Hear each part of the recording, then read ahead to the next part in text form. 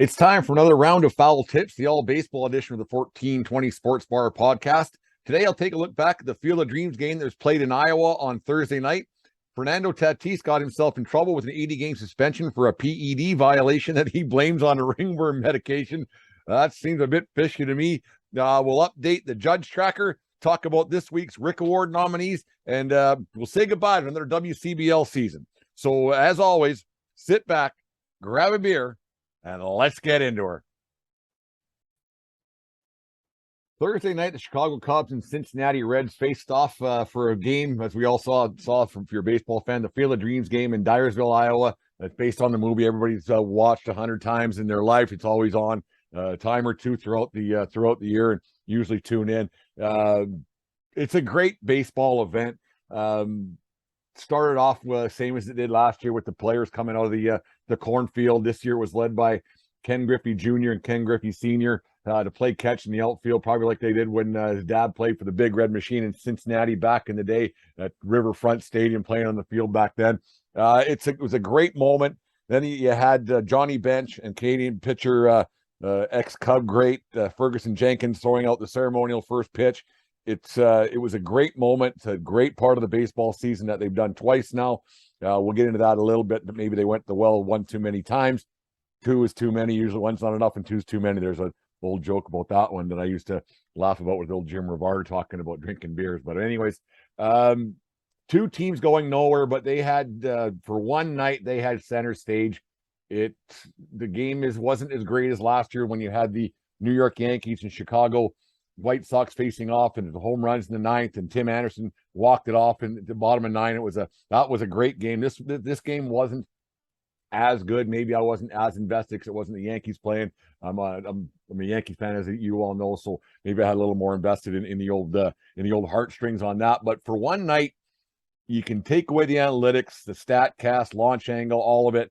It's this pure baseball that I think a lot of us like, that you can just go to a game and just have all the other stuff just go away. And you don't have the massive stadiums and the contracts and all. You're not talking about that while you're watching that Field of Dreams game. And I think it's great for the game of baseball. It's something that they could probably expand on a little bit, maybe have it in a different place. They're not having, we'll get into that in a second. They're not having it in Iowa next year for a couple of reasons. But anyways, it's something that we can talk about. But Joey Votto was up on he was mic'd up. He's another Canadian, by the way. Man, Canadians are everywhere. Ferguson Jenkins and Joey Votto. And he remembers playing catch with his dad every day growing up, and they used to have a good time. His dad had been passed away for 14 years. So he said it was kind of a heartfelt moment to be out on the field in Dyersville, the Field of Dreams game, and just soaking it in a little bit. And it was just different than their day in, day out routine that Major League Baseball players have. They're very busy. They're on the road a lot. They're at the field a lot, and to have their routine a little bit screwed up was odd for him. But he said it was but being at the Field of Dreams game in Dyersville, it opens up your eyes a little bit to realize how lucky they actually are to be playing in the big leagues. Cubs won the game 4-2, but in that kind of situation, especially with two teams not in a playoff hunt, it doesn't much matter that the Cubs won, and who cares. One thing that I had to I got a kick out of when it was going on. Actually, we were recording when the game was on the other night for our 1420 Sports Bar podcast when I was with Dave on Thursday, and we were having a few laughs, and it was on the Harry Carey in the seventh inning, between the seventh inning stretch, singing "Take Me Out the Ball Game." That was unexpected for me. I didn't expect to see that one bit, and it was fun to watch. It was a bit creepy in the sense that Harry looked a little bit too polished. Yes, it was the hologram and everything else. They do what they can do, and it was really neat to see an unexpected surprise. I didn't get to listen to it while it was actually happening, so I watched it on MLB app or on YouTube or somewhere. I watched it out. It doesn't much matter where I watched it, but it was fun to watch. But I kind of got a kick out to myself. I was thinking about how Harry was just a little bit too polished. As most of you know, Harry didn't mind a Budweiser now and then and everything else, and he was never that non-wrinkled, I guess, by the time would be his suit jacket or whatever by the time the seventh inning rolled around. and it was neat to see. And it was baseball the way I remember it when I was younger, watching the Cubs on WGN, and he'd always have a 1, a 2, a 3, and it brought back some really good memories for me, but I hope it did for other people as well. Harry, was probably the most sober he's ever been, calling a Cubs game or saying take me out the ball game in that moment. But that was a great moment for the game of baseball. The whole thing was it's done fantastically. Did they go to the well one too many times? Probably. But we won't have that problem. Actually, one thing that we did talk about, that they might have went to the well one too many times, doing it every year. Adam Hulse, Adam Hulse Sports, he said it's cool the first time. They don't really need it every year. I agree with you. You can go to the well one too many times for sure. You can't recreate Magic Night in, year out. Like, you can do something like that. You can have a different event that the game of baseball could probably do it in other parks. Hockey does it not too bad by going to their stadium series and their winter classics where they go to baseball fields, football fields, and the like, and have some different events. So it is kind of neat to see it that way. But baseball, to go to the same place again, is a bit different. So Adam, thank you very, very much for replying to my tweet there. Another one, Greatest Sports Town on Earth podcast. They said, as a Reds fan, it was a complete joy to watch. As a baseball fan, the game was a bit of a dud. Unlike last year with all the homers, I still like the idea of it happening annually, though. It's a game I'll always tune in for. So it's two different things that the thought process, how it's dealt with. Mark, I'm gonna butcher this. Cruthop, he said it's an awesome event, just two teams no one really cares about, and that's what makes it not as fun to watch. He said, whereas I'm different. I don't think the teams playing make it this or that or anything else. To go along with what Adam said, you don't need it every year. Leave it to corporate America to screw this up, but they're finding a way to do it. It's been rumored, and Frank Thomas, ex Chicago Cubs star, he's behind this a little bit, but they're going to be dropping about I think it's $90 to $100 million into making it in Dyersville at the Field of Dreams complex, to put in some more baseball parks, hotels, RV parks, the whole bit for youth baseball. By youth baseball, that means travel teams and everything else. And so you're going to have a bunch of kids playing there that probably a little bit entitled, and not little league kids. It's usually those perfect game ones and travel teams and everything else. So I shouldn't speculate and be negative about that, but that's kind of the way I see it coming down. It's just funny the way corporate America can have something that's so great and then turn it into a negative pretty quickly. So yeah, it's just an odd thing. I like it. I hope it happens again at a different level. One thing I did think that was going on, maybe the Mets and the Yankees could do something in Central Park. There's lots of real estate there, and where there's a will, there's a way, and where there's money, you can always make something happen. And something in Central Park, I think, would be a great TV event. It's just a matter of logistics and sitting down and doing it. I'm sure I'm not the only person who thought of this. There's no way that I'm smarter than the people, the executives, Madison Avenue, in Major League Baseball, thinking of things. But if you're listening to 1420 podcast or Foul Tips, or if you know someone in Major League Baseball, maybe give them a nudge on the shoulder, say, hey, maybe you guys should do this and have a game in Central Park. Great game, a lot of fun to watch. The game takes the forefront of the event. It's done properly. It's done really well. The way they come out of the corn, and there's the ex All-Stars and Hall of Famers coming out with today's players. I think it's a great event. Maybe move it around, try some different things, like I said, like hockey does, and have it broaden its horizon a little bit. I like Field of Dreams is great. I still don't think it's a baseball movie. I think it's more of a coming of age movie and everything else. It's a coming of age movie based around baseball. It's not a baseball movie. I personally think that Kevin Costner's best baseball movie is For Love of the Game, when he's a pitcher for the Detroit Tigers and the perfect game and everything else. That's a great movie. If you haven't watched that, that one actually brought a tear to my eye the first time I watched it in a theater. The old softy in me came out. So if you get a chance to watch that one, if you haven't watched that, I think it's a better Costner movie for baseball. Bull Durham is another great one, but I think that Love of the Game is a better baseball movie than Bull Durham. But anyways, that's my thoughts on the Field of Dreams game, and hope you guys enjoyed it. Hope you the baseball season's kind of starting to drag a little bit. My Yankees are not playing too great right now. We'll get into that in half a second. But anyways, we're getting down to it's summertime. It's the 14th of August. Man, oh man, if you haven't heard already, it's smooth sack summer. When you're playing the summer sun, make sure you skate from pubes to bum. That's right. This is the summer to keep your balls cool while still looking hot with Manscaped, the leader in below the belt grooming. It's sure to make make sure we all have a ball this summer by giving our pant partner everything they need to stay fresh. Dive headfirst into smooth sack summer by going to manscaped.com for 20% off and free shipping with promo code 1420SCAPE. That's 1420 SCAPE. The Manscaped Performance Package 4.0 has everything you need to prepare that summer bod. Inside the package, you'll find their Lawnmower 4.0 trimmer, Weed Whacker ear and nose trimmer. I use that a lot. I got hair growing out of my nose like you wouldn't believe. Crop Preserver ball deodorant, Crop Reviver toner, Performance Boxer briefs, which are very comfortable, and a travel bag to hold all your goodies. The Lawnmower 4.0 trimmer features a cutting-edge ceramic blade to reduce grooming accidents thanks to the advanced skin-safe technology. The Lawnmower 4.0 has 7,000 RPM motor, a new multi-function on-off switch. I almost said that, everybody. That can engage a travel lock and gives you the ability to turn on the 4000K LED light on and off, which will more precise shave. Anyways, get 20% off and free shipping with promo code 1420 SCAPED at manscaped.com. That's 20% and free shipping with promo code 1420 SCAPED at manscaped.com today. It's smooth sack summer, boys. Get on board or get left behind.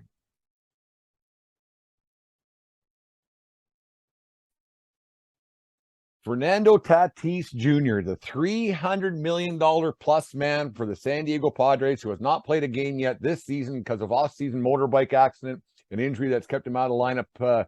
Well, for this season, it's something that he was against his contract in the offseason, got injured, hasn't played. He came down with a 80-game suspension this week for PED use.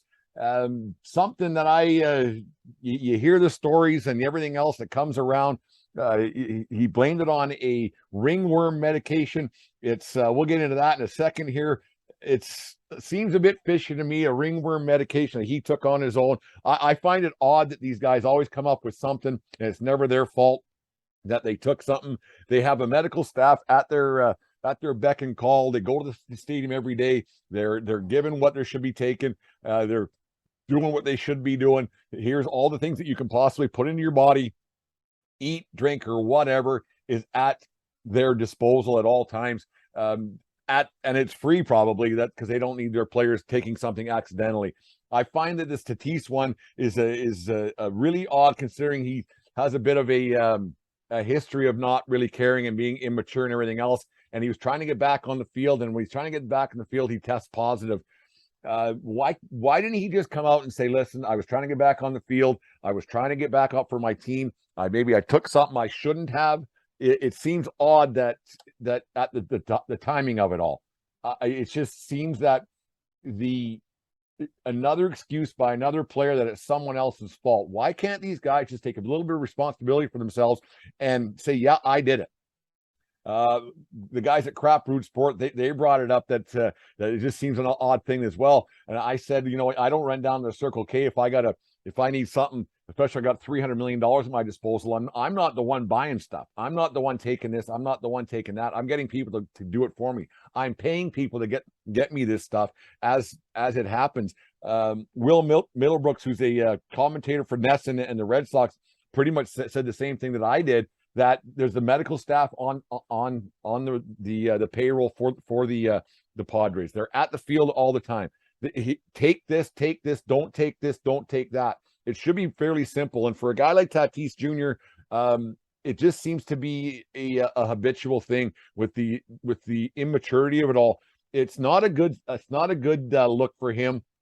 And then with some other players now are saying things a bit disparagingly against Tatis.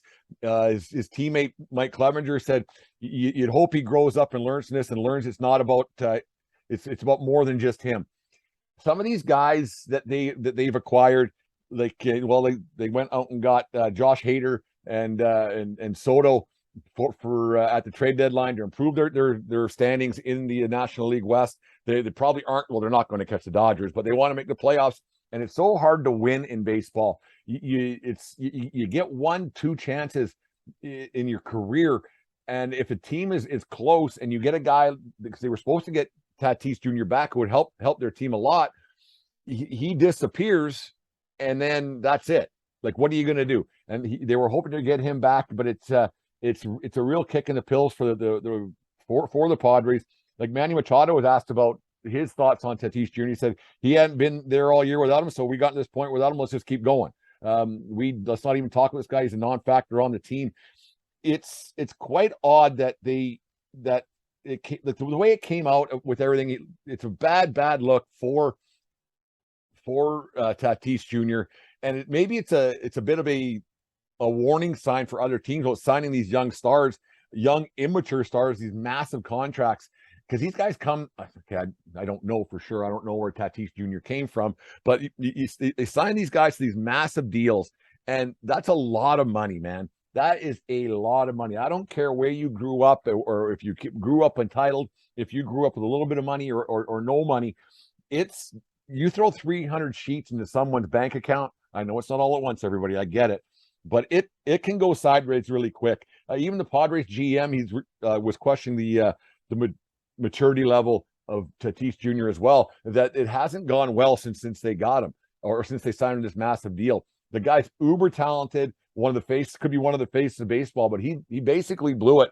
No matter what he does this point on, he's going to be known as a steroid guy, a PED guy, and that's the way baseball is now.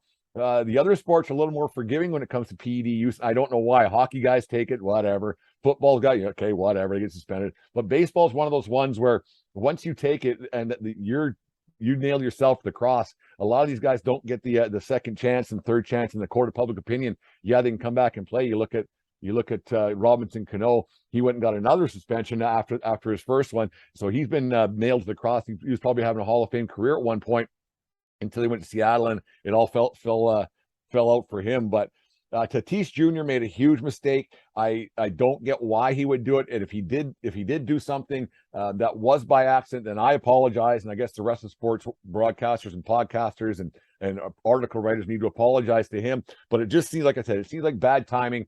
It just seems really odd and fishy that he was poised to come back on the field, and then he gets tested, and then he's positive for a ringworm thing. I don't even know what ringworm is. I guess I could have done a little research before the show started recording, but it's a bad look, and it's bad for the Padres, because they do have a good team. They have great uniforms. I think I brought that up before, but it just seems odd. Like I said, the timing of it looks really bad. So maybe if they can trade that contract away, and then they can keep Soto, although Soto's going to want a lot more money, but there's got to be something there, because it's a bad look and a bad timing for the Padres, who could be poised to make a run, not to win the division, like I said, but just to make a run in the playoffs and do some damage. They did go out and get the closer that they needed, that every team seems to need. You look at other teams that are struggling, but it's going to be interesting to see where it goes. And after the 80 games, so he won't be able to play this season.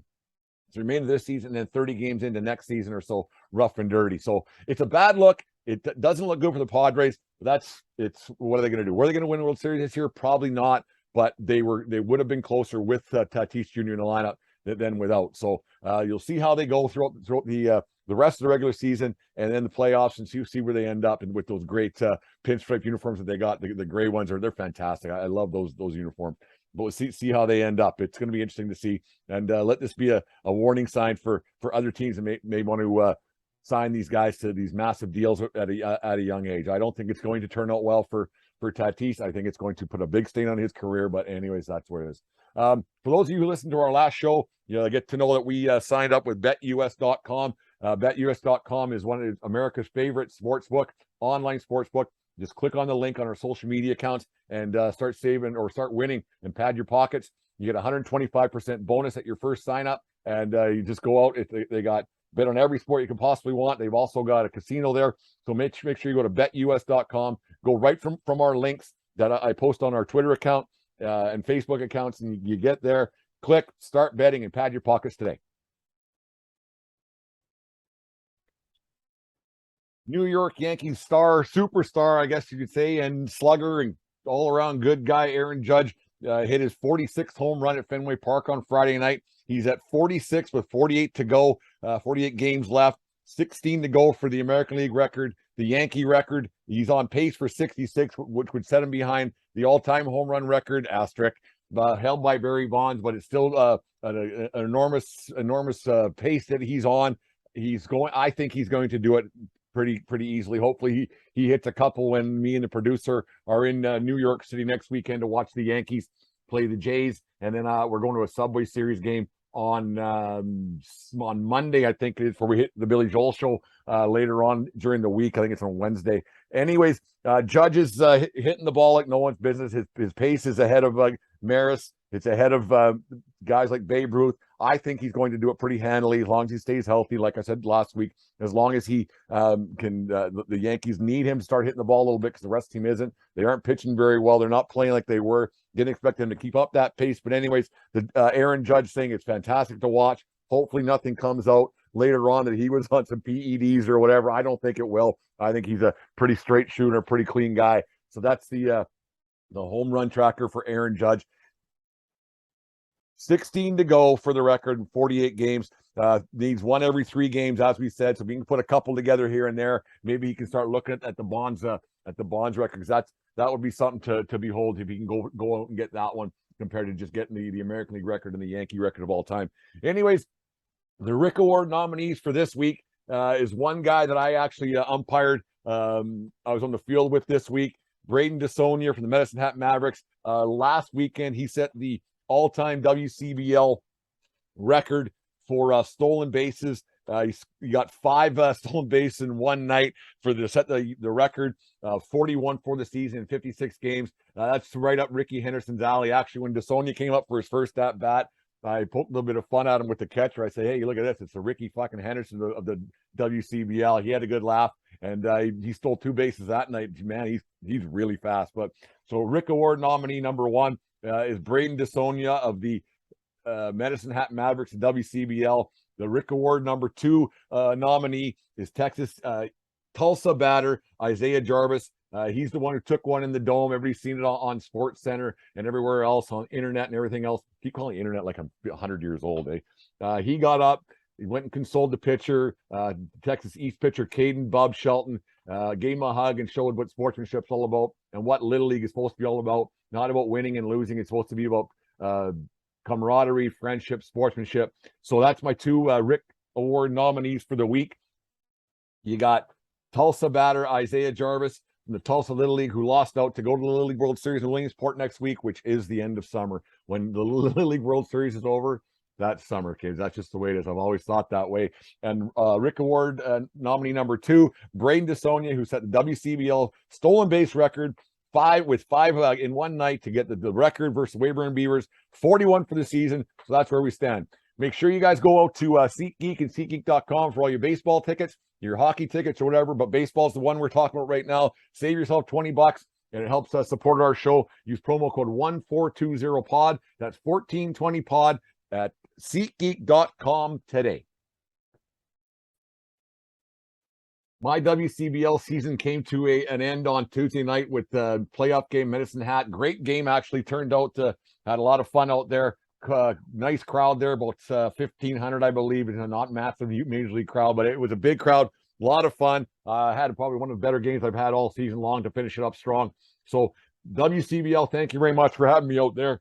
Like I said earlier, in the summer, I was fortunate enough to be on the field for the All-Star game in Okotoks in front of 6,000 people. I was supposed to have the game today, but Okotoks finished their series off with the Sylvan Lake Gulls to do that. So the game didn't go the distance. I would have had to play it tonight for the series clincher, but they clinched it last night in Sylvan Lake, so I didn't get to go and work with an old friend of mine, a guy I went to umpire school with back in 1997, Rob Allen. Would have been nice to work with him. We've been communicating a little bit now and then. We lost touch for a lot of years, but it's been nice to be back on the field, like I said, and it would have been nice to work with Rob tonight, but maybe next season. But my season came to an end. All in all, was successful. Had a really good time, a lot of laughs. Some frustrating nights, some nights that weren't so fun.